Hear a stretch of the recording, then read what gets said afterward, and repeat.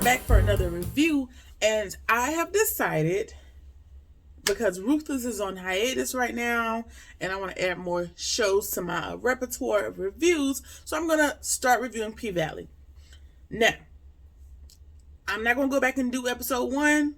I'm sure there's a myriad of other people that have already done it, so, go check out one of their other channels. But we're going to start at episode 2, so we are going to, like I said, pick up P-Valley, just because I like the show. I'm interested in looking for additional content. So yeah, we're gonna jump right into it, because I have like 3 pages of notes as opposed to my normal 2 for my other shows. So I don't know if I just haven't found my zhuzh with this yet, or if there's a lot jam-packed in these episodes. So I'm not gonna hold you. I'm gonna just jump right in. All right, so last episode, everybody is just scrambling, trying to figure out what to do. Let's keep in mind that this is in the midst of the pandemic. I'm to presume it's like early 2020. Everybody's wearing masks. Everybody's kind of freaking out, not knowing what the future is going to hold as it relates to the pandemic. So that's where everybody was in episode 1. So episode 2, again, everybody's trying to, figure out their next course of action, because all the plans they had in place were derailed by COVID. All right. Got it? Good. All right, so we are at the auditions for the new girls that Autumn set up that Mercedes was highly against. Big L was just walking through the line, sizing some girls up, and then we get to the trials. We got some men, we got some skinny chicks, we got some thick girls, we got white girls, we got everybody trying to get a spot down to the paint. All right, so everybody's trying to get their spot. There's people with swallowing snakes, there's fire breathers, there's basketballs, there's a whole lot going on. People just giving the best that they got because they need a spot. All right, cool. So, they go through all the girls, and there's a girl there. She's popular in the real world, but I don't know her. So, anyway, I think her name is Big Bone, if I'm not mistaken, with the red hair. So, Big Bone can't really dance like Roulette and Whisper and any of the other girls, but Autumn realizes that she's an asset because she can draw the men in, even though she not gonna get on the pole. And so she's like, Mercedes, you can teach her. And Mercedes is like, I'm not no babysitter. I need girls that are ready to perform. So, Autumn's like, okay, cool. I'll put her on the bar. We'll attract money in that way. So they found a place for Miss Big Bone. All right. So Corbin shows up down to the pint, to stir up confusion. We'll get back to him. What's the girl name? Mississippi. White baby daddy. Her girl. Her white baby daddy is outside on the porch talking to the sheriff, doing co-conspiring, doing what he's trying to do. And she sees a text come across his phone that says the job that he applied for has already been filled. So the job he's been anticipating, getting to get back out of the house, I'm sure she's been anticipating it too, so he can get off her ass. It fell through, and he hasn't bothered to tell her. So, that information will come back in later. All right, so he's outside talking to the sheriff, and he's trying to press charges on Diamond for almost taking his goddamn head off, for calling those people gutter ghetto bitches, whatever you call them, something gutter ghetto, something racist, to that effect. And so the sheriff says, well, I can't charge you. I can't charge him. Like, there's nobody there, there's no witnesses, so I can't charge him without charging you.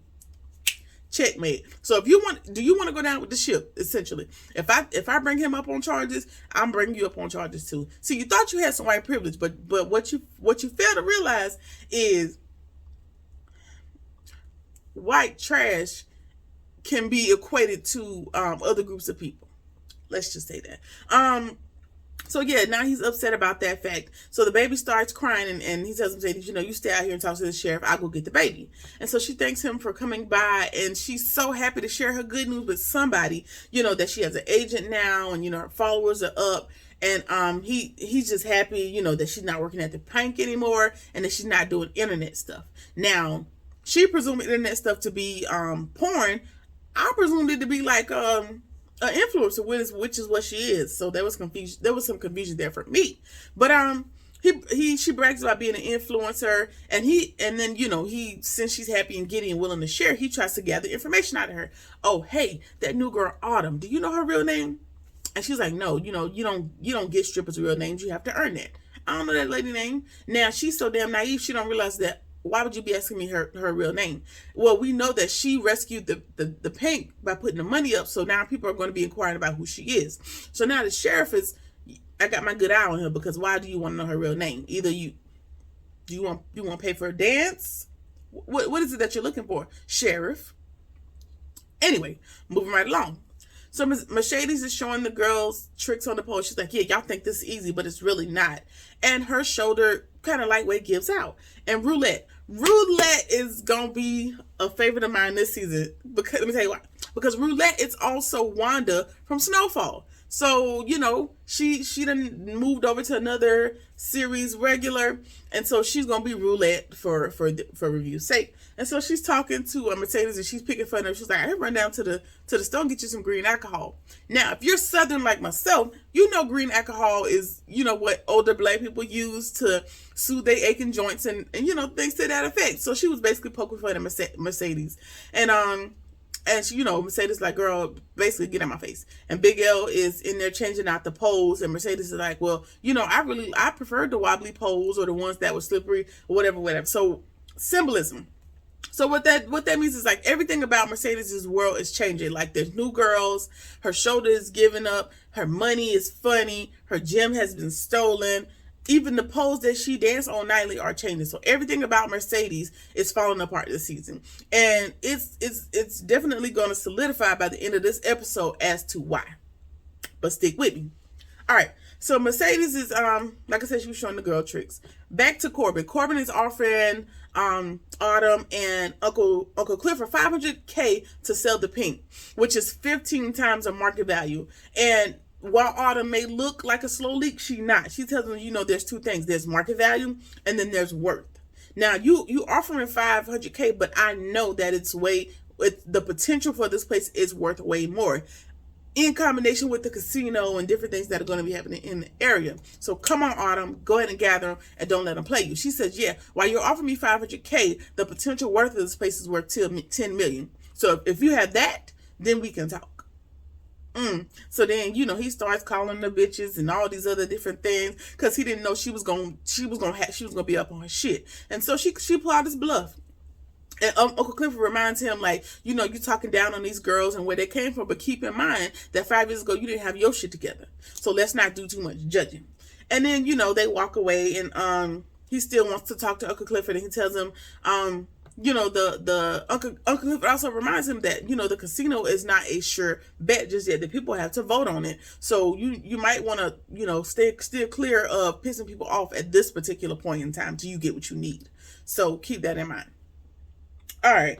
So Corbin kind of rubs it in his face, has an attitude or whatever. And he reminds Uncle Clifford, like, you know, hey, I see your grand opening is this weekend. It's on the heels of your 40th birthday. Happy birthday. So Uncle Clifford's 40th birthday is coming up, and it's on the same night of the grand reopening of the Pink. Autumn she moved the opening date up a week. And you know, so they're going back and forth, the power struggle between Uncle Clifford and Autumn. And she said, you know, if we don't start making money soon, we're gonna have to take Corbin up on his offer. Like, we moved it up a week, so we could get money coming in, which is I got you. But what difference would a week have made? Like, couldn't y'all have still been giving out Mercedes specials down at the car wash just so we can make sure everything was in order? Like you said, things were still happening. He was still getting ducks in a row. So I understand why you on the business side of the house. I feel you. But if everything wasn't set up how it needed to be executed, starting a week early didn't make no goddamn sense. And I tell you why further on in the review, because shit fell apart on reopening night. All right. So Uncle Clifford says, you know, she basically scammed her way into a partnership, and so they're just, you know, back and forth trading insults. And I don't think she scammed her way. I think she legit, you know, wanted to help out and not see the club be snatched out from under them because of taxes or whatever. And she insults his ability to run the club, and then Mercedes busts in with the fire, like, whose fault was it? Uncle Clifford was like, nope, talk to Autumn. I don't got shit to do with that. Matter of fact, I'm not gonna be there. I don't want nothing to do with this. Since she thinks she can run the shit, let her run it. I agree. Since you think you the HBIC because you dropped a bag, let me see how your business mind kicks in. Because what y'all fail to realize, Uncle Clifford has been running this show for quite some time. So while you came in with the money, do you have the business sense? It's to be determined. All right. So we move on to scamming ass Pastor Patrice. Every time I see that lady, I just want to beat her ass again and again. Anyway, she over here making a commercial for the church, talking about where the blessings reside, where the blessings reside. And I guess that's a little sense of foreshadowing, because Mr. Where the Money Reside, Darrell, is also in the episode, but we'll get into that a bit later. So it was definitely giving me Jones barbecue and foot massage. If y'all haven't heard that commercial, it was giving me that type of vibe, and it was very comical to say the least. Just a tidbit. All right, so Uncle Clifford storms in the house, into his grandma's house, and what's her name? I forgot her name. I figured out at some point. But blind grandma is like, what did Autumn do now? And he's Auntie's like, well, what did she do now? Just hurry up and kill the bitch, like, so she can be done with her, as a joke. And Coach Cliff says that, he ain't going to the grand reopening. She trying to take over, whatever. And then grandma suggests, like, okay, why don't you have a little boom boom Zoom with all your ex-boom coons, just get on Zoom, enjoy your birthday, and just forget about everything for a little while. And he is basically losing it, because his morality is starting to set in on him, by way of, I'm 40, I'm still only managing a club, I still live with my grandma, I ain't got nobody, like, life is just fucking horrible. I'm stuck under Autumn's partnership. Like, he just coming into the realization of where his life is at this current moment, and he's over it. He go in his room and he is crying, he is wailing, and somebody knocks on the door, and grandma's like, you done crying? Somebody at the door. And he's like, no, bitch, I'm not done. So she goes to answering, and it's Little Murder. He comes there to give a message to Uncle Clifford. And so he's talking to Blind Granny, and Uncle Clifford tiptoes behind the door. Granted, there is a mirror, right, that offers a reflection to what is behind the door. And so Little Murder knows that he's there, but he still pretends as if he's just talking to Granny. Oh, I just wanted to give him a message. I wish I had responded. I've been texting him with no response, but I just wanted to tell him, no, like, I could have handled the situation better at murder night. And I wanted to say that to him. I apologize before I go on tour. So now it's just melodramatic, and he about to lose the love of his life because he's going on tour, blah, blah, blah.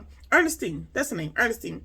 Ernestine knows that she's blind. When one of your senses is taken away or reduced, your others increase. And so she can probably hear or smell Clifford behind the door. And she shuts the door and she says, look at that. You complain about not having no penis, and Amazon delivered one right to your front door, and you acting up. So that was hilarious to me. That was funny. Moving right along. So Aaron gets to Tydell's house, which I guess is Ruffin. I'm not really sure who Tydell is, so I'm gonna go with his godfather. And there's a water hose running from his house to a bunch of other different houses in the neighborhood. And so he walks into somebody's backyard to kind of investigate and see what's going on with all these water hoses. And a dude in a wheelchair pops the toolie out, like, fool, you can't be walking up on us with this mask on. Like, you need to announce yourself. What is wrong with you? And so he learns that Tydell pays, like, he lets them use his water when they're behind on their bills. And we learn in that scene that some people are 5 months behind, some people are 5 years behind, but he's basically, kind of Robin Hood in this situation, still helping out the block in their time of need. Honorable, to say the least. But I did think that was interesting that the man in the wheelchair pulled a tool out, because I'm like, how many people probably got shot or got drawn down on during this mass situation because people were presuming that you were there to rob them and not because of COVID. Like early on, like early COVID, like February, March, April of 2020. Because I thought that when people were just walking around, especially people that would do bandanas instead of a mask, who y'all here to rob? But that was my own assumption. That was my own ignorance. But I was just wondering, just for curiosity's sake, how many people did get mistaken for robbers when they was out there wearing a mask? I don't know. Moving right along. So Andre is inside reading the bills, and he realizes that his godfather has been paying $10,000 a month for water. He calls him a Robin Hood, and you see a little twinkle in his eye. And now that's probably tax dollars because he is a city official. He's the mayor, so it probably wasn't his own money. But I guess that's why he was calling him Robin Hood. He was probably stealing from the rich, which I guess would be taxpayers, and giving back to the community, I'm assuming. All right. So he pops in a VHS tape when he was talking to his goddaddy, and he asked him what he want to be when he grow up, and he says, you know, a Superman or the president. And then the cameraman, as people do, trying to kill this little boy Joey, talking about, oh, you can't be no president, English be president. And so Ruffin says, his goddaddy says, you know what, forget him and forget anybody. You can do anything you want to do, which is probably a sign of foreshadowing, because I'm going to predict that Andre is going to run against the white dude for mayor, you know, in hopes of continuing what his godfather started. All right, so white baby daddy finds the hidden Pampers and claims that she went to the dollar store just to see Diamond. And he knew that she went to the Dollar Store, whatever, at 12:45 p.m. last Thursday. And that is a little bit too specific of me. That is definitely giving very much stalker for you to know the minute, the hour, the day, the second that this lady went to the doggone Dollar Tree. And, you know, she said she's sorry. She just wanted some moon pies, and he clicks out. Like, he goes ham. He didn't hit her, but he was another second he would have. And then, you know, she mentions like, he did yell at me, and then that's just even more fuel to his fire. So now he gonna call somebody, corporate or somebody, and goes off the rails. He's filing a complaint, claims that Diamond is harassing her. And now at this point, the snowball is downhill, and she has no choice but to participate. And so now, white baby daddy trying to get him fired, saying, you know, somebody need to fire him from his position for somebody to fire him from his life. Is that a threat? Is that a threat on Diamond's life? It's giving very much threat. And then she goes on to say, yeah, after he gets off the phone, yeah, Diamond gonna go as far as to lie on you and say that you called him a gutter, you called them gutter niggas. And of course he lied about it. He was like, yeah, these guys will say anything. I never say that. Yes, you did. Yes, you did. You did say that about them people. And then she was like, wait a minute, how did you know I went to the dollar store? And then he was like, oh, your location comes to my phone. As matter of factly as he said that those people be lying. And then she tells him about the tour offer, and then he was like, no, you know, I don't want you out there basically doing hood rat activity. You'll get shot before you get sick. Again, this be the pattern. I'm sorry, y'all, the video's already long, but this be the pattern. It be the microaggressions. While you said you didn't call them gutter niggas, you did. And then everything is hood, everything is ghetto, everything is ratchet, everything gonna get her shot. As if she is not herself black, for one. And as if crime, violence, and all any other offenses are specific to black communities. Pisses me off, but it happens all too often. Moving right on. I'm gonna move on, because I ain't gonna get on my soapbox today. I'm gonna move on. All right, so, she, again, as I continue in my notes, she don't need to be running to no ghetto ass strip club to make money. And then he said, like, when is it going to be enough? When is it going to be enough? Basically, for you to stop hanging out with them gutter ass people. It's my presumption again. All right. And she was like, oh, it'll be enough. But when I get the house you've been wanting, like basically soothing his ego enough to get what she needs. And he says, well, tell Rome to come by and we'll talk. And so she's crying these crocodile tears, but as she's hugging him, she realizes, like, I'm just begging you to give you whatever you want so I can get what I need to get the hell up out of this house. All right, so Murder and his manager are riding around in a daggone hearse, and he's like, man, you ain't got no money for a limo? And he was like, no, nigga, you riding in the finest limo there is, finest hearse. You just sit back and shut up. So the tour starts tomorrow, and he calls his producer, or the guy that was the former DJ at the Pint, and he is in Atlanta laying a track, and he's making beats for who appears to be Meg the Stallion. It sounds like her, but you can only see her hand. Now that is disheartening, because if you're gonna use her voice, why not use her whole face? I don't know, but it was definitely a voiceover for Meg. All right, so they pull up to the jail in the hearse, and somebody gets out. I didn't get the name. It's one of his homeboys that just got out of jail. He's been in there since 2009, and as we tend to do, it's a term of endearment. They start flaming each other, you know, start talking about his clothes or whatever, and he's there to be his bodyguard while he's on tour. All right, so Rome is talking to Mississippi and white baby daddy, and he's saying like he got sponsorship for lashes, tea, waist trainers, all that's gonna be on sale at the tour. I think at the tour, in their store, something to that effect. And he's only worried about how little And the white baby daddy, his only concern is how Little Murder looks at her. He wants to make sure, she's separate from the guys and she don't be with them too much. And he's like, whatever. Keyshawn don't care nothing about that. She's asking good questions like, what comes off my cut of the door as it relates to operating costs? Like, all this stuff is going to be coming out of my operating costs, so that's going to cut my bottom line revenue. So what we're not going to do is to cut too much out of my profit, because if that's the case, it ain't no point in coming. Again, I got $500,000 on the internet watching me, so we need to make the deal worthwhile. So Roman's confused because he was like, well, you called me over here to convince him, but you are saying something contradictory. But she's got a plan in place, so you just need to play your role. All right, so Derek is and then she threatens Roman like, okay, Derek gonna be my manager if you don't go ahead and give me a sweeter deal. Wink, wink. Without the wink, but you learn that she has something up her sleeve.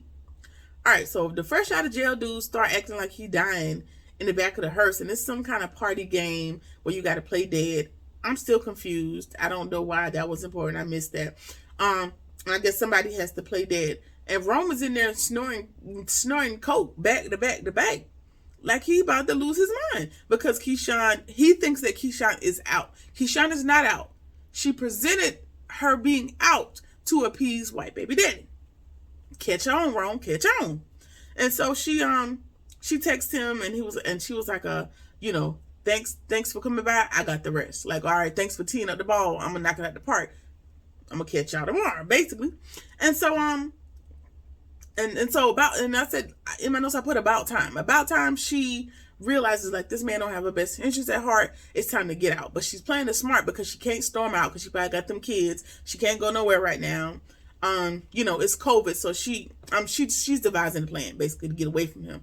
Now, if you had just let Diamond bash his head in the bathroom, you'd be done. I mean, Diamond would also be in prison, so I maybe catch 22. All right, so down at the Pint, they are open for the reopening, and the new girls, they doing what they supposed to do. I can't hate on them. They giving the show. The money is money everywhere, money here. Big L is DJing, and the girls are in the back talking to Whisper. Whisper's a clairvoyant of sorts, and she's giving the girls reasons. The girl that didn't know her baby daddy, she offers out a name, and Whisper's like, nope, that's not your baby daddy, child. And so one of the girls like, girl, I told you to get a DNA test, because she has no idea who that baby daddy is. Ridiculous. And so Mercedes is trying to tell the girls like to get on stage. Them girls are paying her dust. Them girls is not paying her no mind. So again, her world is falling apart. She's losing control of the girls and all that stuff. And so Autumn comes in and tells her like, hey, your cut from the door is looking good out there, and your cut of the door is probably gonna be enough to help you get caught up on the gym. Basically they're trying to ease her worries. Like, I got you, girl. Just stick with me. And then Mercedes looks on her vanity of sorts, and somebody has literally left her bottles upon bottles of green rubbing alcohol. And that would have been enough to get somebody slapped for me, because why is you playing with me? And I knew it wasn't nobody but that damn Roulette, because she was the one that told the joke. So they're just picking at her, saying she's getting old, which I guess in stripper world, maybe you are getting old. You have lots of injuries. It's a sport, in my opinion, and it's, it takes a lot of skill and core muscle and training. So sometimes that takes a toll on the body over time. So you may be old in stripper years. That's just like with the military. Like, yeah, I'm 32, but I'm about 54 from the wear and tear on my body. Such is life. Or NFL player, same thing. Your body expires quickly because of the impact. All right, so Uncle Clifford is home sulking over his birthday, and he's scrolling the gram. He comes across Little Murder's picture, and he's just sitting there fantasizing. And Ernestine is like, she was like, nigga, go take this trash out. I told you to take the trash out. Blah, blah, blah, blah, blah. And we see somebody masked up outside the window. So he grabs the trash and he takes it outside, and two people pop out. And he's fighting them off. Like, he's giving them a run for his money, but they overpower him because two more people show up. And they kidnap him. And they kidnap him. They put him in the trunk, blindfolded and whatnot. At the club, there is an issue with Big Bones or Big Booty or whatever her name is, because she is up there dancing on the bar. Very unsanitary, and it's not your job. You're not a dancer, you're a bartender. So the girl is telling Autumn, like, she need to get down. That's not what, she going against Uncle Clifford's rules. She don't need to be up there. It's a man in there arguing with a woman, and that's definitely against one of the rules at the club. Like, he grabbing up on her. He ain't paying Autumn no attention. He's storming off. In the meantime, simultaneously, Uncle Clifford is in this trunk saying his final prayers, and he is confessing to everything as these people taking him out of the trunk. And sir, if you didn't know for sure if you were about to die, like if you didn't know you were seconds from death, why are you confessing everything to the wind? You don't even know who your kidnappers are, and you just confessing. Like, yeah, we chopped up that man, like really saying this stuff out loud, like as his last penance before he died, not knowing that he ain't about to damn die. This is foolish. All right. So it's revealed that it is a surprise party. It's a prom queen / skate party, and of course Grandma Ernestine set it up so he can have fun for his 40th. Where the money resides was one of the kidnappers, and then Niecy Nash's wife, Jessica Bates, I think that's it. Jessica Bates is also in there. So they're employing a lot of people, getting all the girls in there, getting them a check.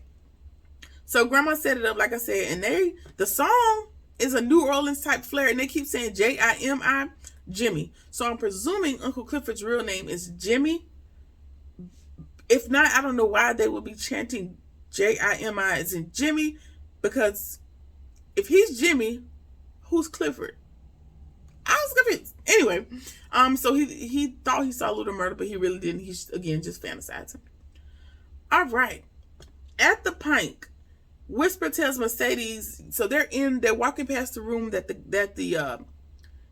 Autumn's boyfriend pimp person was murdered in, also dismembered and gotten rid of him. So the girls are in the clairvoyant world. A pendulum is used to ask questions or things of the sort, and so this pole is swinging in that room as if it is a pendulum. And so one of the girls asked the pole a question, am I gonna make a lot of money tonight? And the pendulum responds, yes, according to Whisper. And then she's like, Mercedes asked a question. She didn't get to it because Autumn busts in and tells them, it's time to go. But whatever it is that Whisper saw, she knows that it's not good, but she didn't say anything to Mercedes.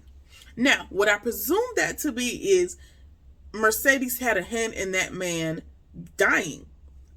And I'll tell you what, just y'all just hang on. I gotta go as the episode go. All right. So boom. Okay. Uncle Clifford is cutting the cake, and he claims he knew it was them the whole time. That's why he was saying all that stuff. He made it up. Sir, it's too late. You didn't say what you said, but okay, cool. He shows the girls a picture of Murder, and they like, girl, go get your man. Why are you acting like that? Or whatever. So they're just talking about that. And one of the girls, they get into a little arguing match, and he was like, yeah, you want to come back to the paint, don't you? She's like, no, I don't want to come back to no damn paint. I'm happy with where I'm at and with what I'm doing. Can you say the same? And we know that he is at a current juncture in life where he's not happy, so he couldn't answer it, and that kind of took the wind out his sails a little bit. Poor Uncle Clifford. All right, so the skate rental dude is low-key flirting with Uncle Clifford, and then they get to the back stock room, and they is, doing what grown folks do, right? And so the man was kissing him up around the neck, and he was trying to kiss him in the mouth, and Uncle Clifford was like, no, I don't want to get the Rona and take it home to my grandma. But proceeds to get fellatio from the man. Priorities. Chad, I mean, get your money, honey. I don't know. I believe that alone. All right. So, Whisper, Roulette, and Mercedes are now Earth, Wind, and Fire. They are the trio, and the girls are giving the people a show. They got sparklers on shoes. They swag surfing on each other in the air. They just doing all the things. And it seems like the two newbies are kind of stealing the show, and Mercedes is kind of off by herself. And so Mercedes tries to compete with the girls, and their shoulder just won't let her be great. She gets to the top of the pole, and she slips and falls so hard, she done knocked herself clean the fuck out. She is asleep, and when she wakes up, it is Uncle Clifford, Diamond, and Autumn in the office in the back of the paint. So I don't know how long she'd have been asleep, but it appears to be empty everywhere else in the coat because it's dark, right? Now this scene gave me chills. for more than for a ton of reasons. But what they said is the hospital is at capacity, so they're going to work on her in the office. I thought that was strange, but then you have to realize we're in the height of COVID, and hospitals definitely were at capacity at this time. So some non-emergencies had to hold off. For my presumption, I didn't have to go, so I can't speak from first-hand knowledge. But so Diamond is there, and we learned that Diamond has powers. I call them powers. I don't care what nobody else calls them. Magical powers. Fight me. All right. So Diamond has magical powers, and what he does is he's doing some sort of what I presume to be like an exorcism, because there's something plaguing Mercedes, and whatever it is carrying in her shoulder as pain. And if you know anything, you would know, sometimes mental pain can show up as physical pain or physical trauma in your body. We know this. But he's snapping his fingers, and something kind of otherworldly is happening. Like something is trying to escape from her shoulder. She is like convulsing. She is just, it looks like an exorcism. If you've seen it, you've seen it. And whatever it is, he literally picks up whatever this thing is. It looks like this. There's nothing in his hands. And he picks it up out of his shoulder, and he takes it over to the scale, and he puts it on the scale. And whatever this entity was that he took out of her shoulder was 7 pounds. 7 pounds of pressure, because she kept explaining, like, my shoulder feels heavy.